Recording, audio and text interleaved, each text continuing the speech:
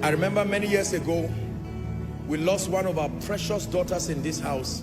Wonderful lady, she was a leader. And I traveled down to go and see the people to comfort them. I was so sad about what happened. I went for a retreat for 3 days. I said, Lord, how did this happen that you did not show me? How did I sin against you? Is something wrong with my spiritual life? Have I backslidden? What happened to my eyes that I did not see this? And afterwards I drew comfort in scripture, and when I went, we met her mother. You know how it is to enter a house where someone is bereaved?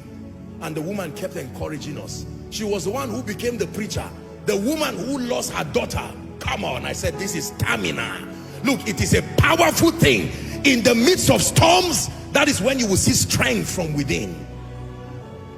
How do you lose your precious daughter?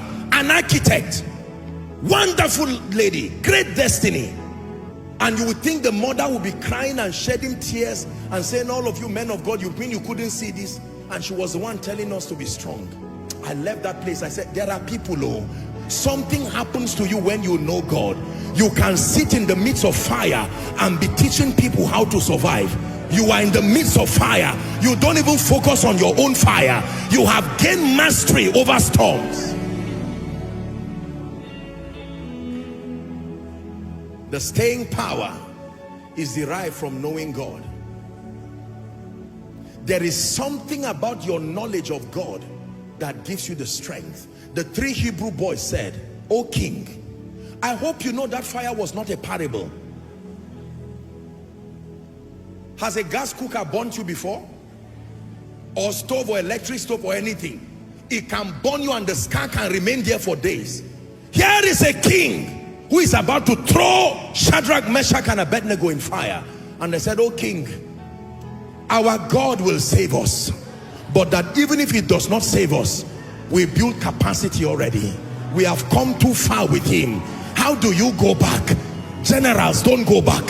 Even if it's at the instance they die with honor in battle, they don't run away. In the military, you are charged when you run away from battle. No, civilians do that. Warriors stand and they face with valiancy until they win. Until they win. Until they win. Until they win. You can worry that financial problem. You can worry that health problem. When you look like a victim, it will help you, make you take away that victim mentality. God does not raise victims. He raises victors. You may not see the end, but find strength. Those who last are people who are full of, hold on, not assumed courage, not pretentious courage, not bold face. No, the righteous are as bold as a lion.